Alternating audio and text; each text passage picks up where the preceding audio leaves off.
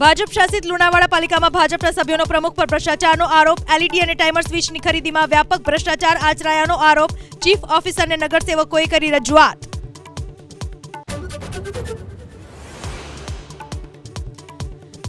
બે દિવસમાં અમદાવાદ આરોગ્ય વિભાગની મેગા ડ્રાઈવ। મીઠાઈ, બેકરી, દૂધ બનાવટની ચીજવસ્તુઓની કરાશે તપાસ। 48 કલાકમાં જ રિપોર્ટ મળે તેવી વ્યવસ્થા।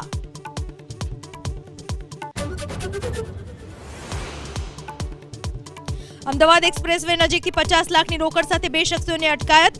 દીપક કશ્યપ અને રવિ રાજપૂતને પોલીસે મોટી માત્રામાં રોકડ અંગે શરૂ કરી પૂછપરછ।